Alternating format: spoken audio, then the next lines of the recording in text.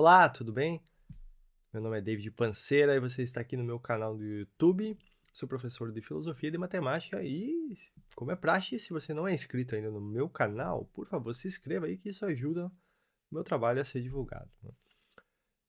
Bom, agora me diga uma coisa. Imagina que fosse possível viagem no tempo. O que você faria?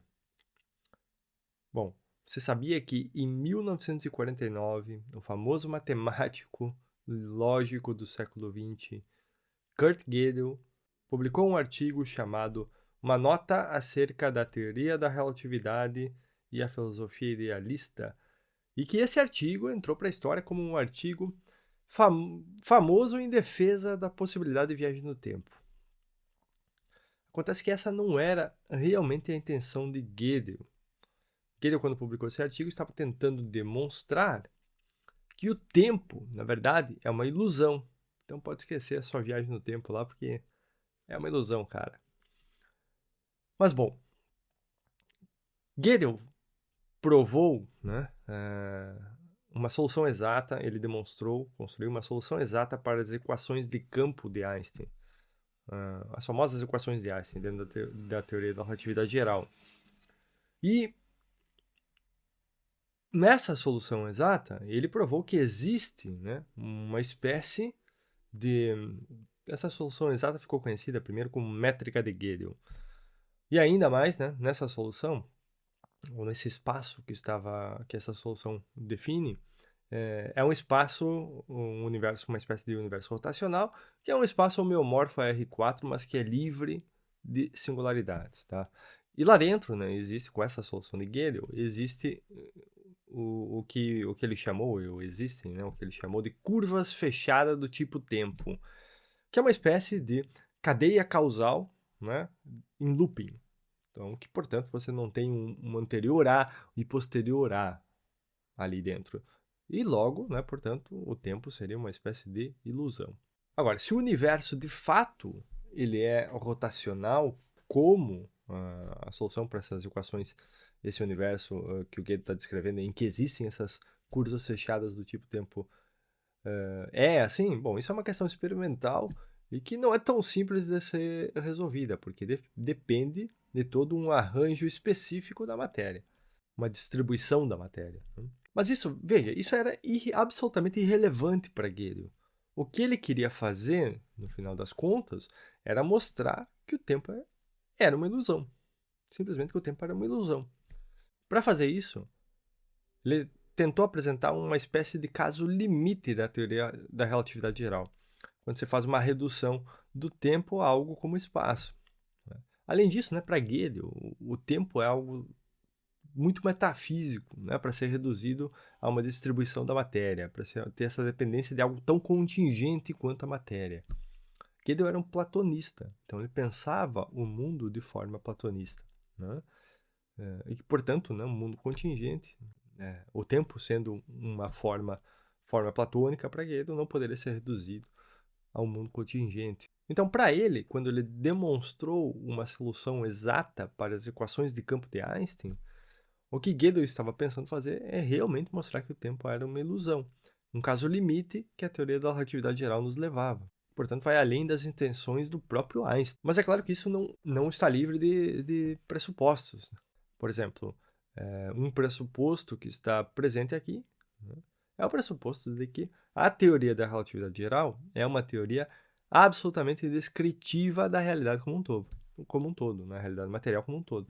Ou seja, ela descreve tudo. Bom, existem outras opções. Isso em filosofia da ciência, né, é um posicionamento, que as teorias científicas elas estão descrevendo a realidade completa e absolutamente.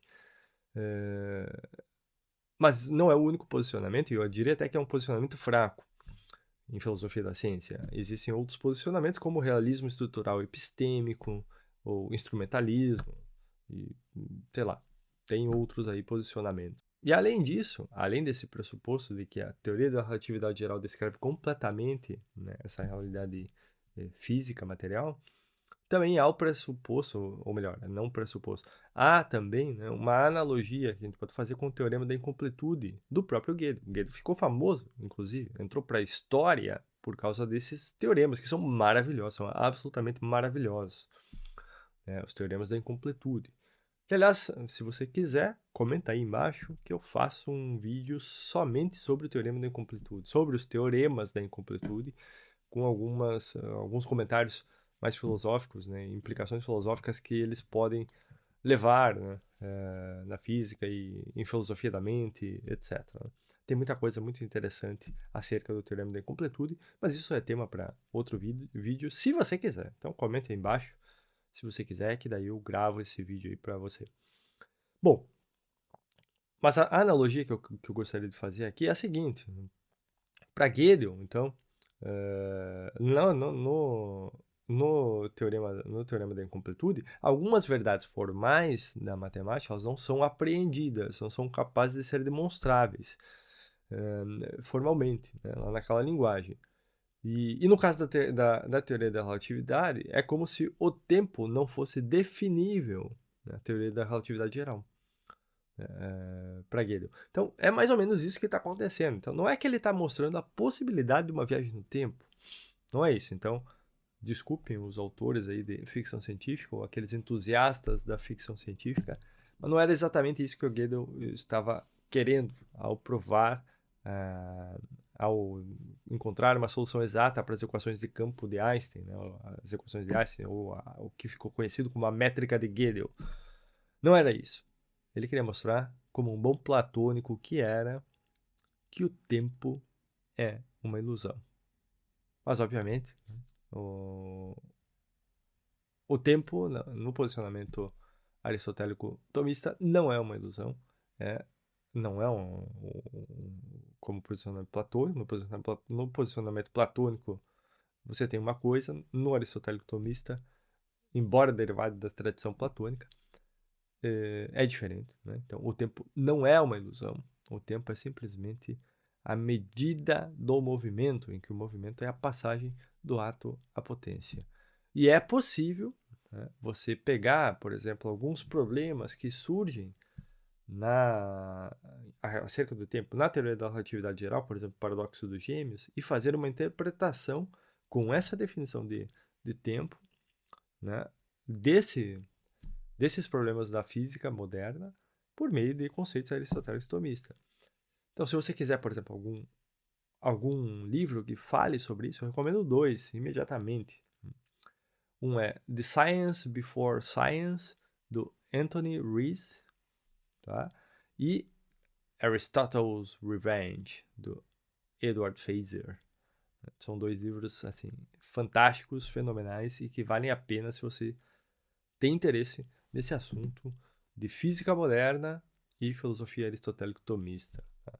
Aliás, inclusive existe toda uma escola do século XX chamada Tomismo de Laval que se preocupa em fazer isso, em interpretar a ciência moderna sob a luz de conceitos aristotélicos e tomistas.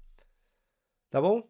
Então, um forte abraço e nos vemos no próximo vídeo. Não esquece de deixar seu like aqui, se inscrever no canal se você não é inscrito e deixar o seu comentário aí se você quiser um vídeo sobre o teorema da incompletude de Kurt-Gödel e também sobre o que você quiser. Comente aí se você quer algum vídeo específico, algum tema específico e também se você ficou iludido porque não vai mais poder viajar no tempo.